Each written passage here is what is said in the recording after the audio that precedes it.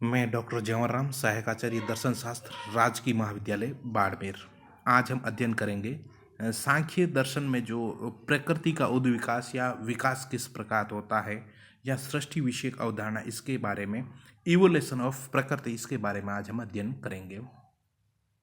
बात करते हैं संपूर्ण भारतीय दर्शन में सांख्य अपनी विकासवादी अवधारणा हेतु माना गया है। जो पूरा भारतीय दर्शन है उसमें एकमात्र ऐसा सांख्य दर्शन है जो अपनी विकासवादी अवधारणा हेतु माना गया है, जिसमें आविर्भाव व तिरोभाव, आविर्भाव उत्पन्न होना, सृष्टि की विकास और प्रलय उत्पन्न होना और एक एक तत्व उसमें तिरोभाव होना, इसके लक्षण दिखते हैं। पहले भी मैं बता चुका हूँ, सांख्य दर्शन जो प्रकृति को जड़ या अचेतन रूप में स्वीकारता है, प्रकृति को जड़ या अचेतन, जबकि पुरुष या आत्मा को चेतन रूप में स्वीकारता है और मूलभूत दो स्वतंत्र तत्वों के अस्तित्व को स्वीकार करता है, प्रकृति और दूसरा पुरुष या आत्मा। एक तरफ है प्रकृति जड़ या अचेतन और दूसरी तरफ है पुरुष या आत्मा चेतन। जैसे ही पुरुष की जो चेतना है उसका प्रतिबिंब जड़ जो प्रकृति है या अचेतन प्रकृति पड़ता है, तो प्रकृति क्या हो जाती है, चेतनवत हो जाती है, चेतन हो जाती है और उसमें एक एक तत्व निःसृत यानी उत्पन्न होता है।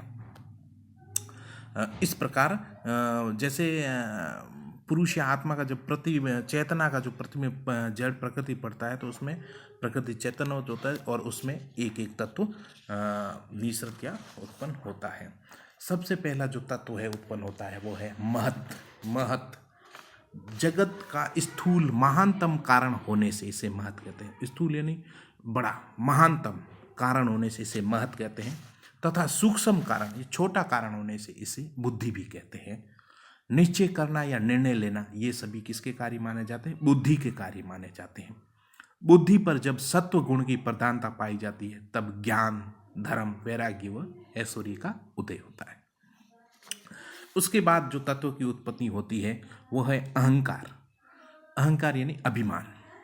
जब पुरुष या आत्मा तीनों गुणों से युक्त होकर अपने को कर्मों का कर्ता व भोक्ता समझने लगता है, वह अवस्था अहंकार की है। आपको बता देता हूँ, क्योंकि जो तीनों गुण है ये प्रकृति के हैं, लेकिन जब पुरुष या आत्मा इन तीनों गुणों से युक्त होकर अपने को कर्मों का कर्ता व भोक्ता समझने लगता है तो वह अवस्था अहंकार कहलाती है। अहंकार तीन प्रकार का माना गया है। अहंकार है, पहला है सात्विक, दूसरा राजसिक और तीसरा तामसिक। सात्विक, पहले हम सात्विक अहंकार की बात करते हैं। सत्व गुण की प्रधानता के कारण इसमें एकादश इंद्रियों की उत्पत्ति होती है। सात्विक अहंकार में क्या होता है, सत्व गुण की प्रधानता होती है और इसमें एकादश मतलब 11 इंद्रियों की उत्पत्ति होती है। इसमें 5 ज्ञानेंद्रियां, 5 कर्मेंद्रियां तथा मन को सम्मिलित करते हैं।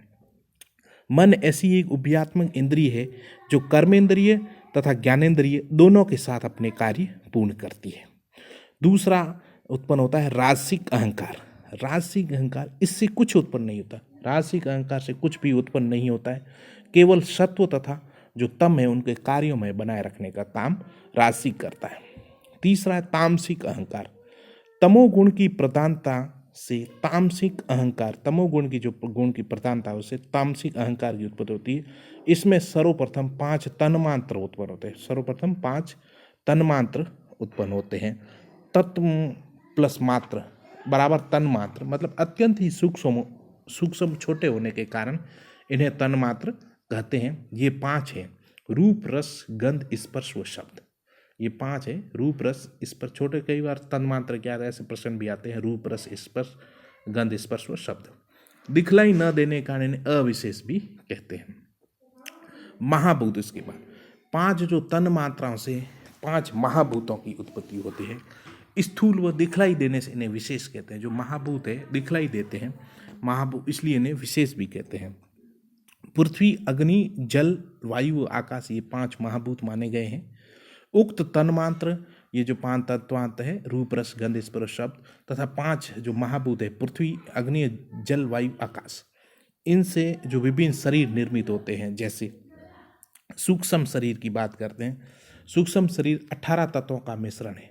18 तत्वों का मिश्रण माना गया है, जिसमें 5 ज्ञानेंद्रियां, 5 कर्मेंद्रियां, 5 तन्मात्र तथा मन बुद्धि अहंकार का मिश्रण मिलता है। इससे ये सूक्ष्म शरीर बनता है।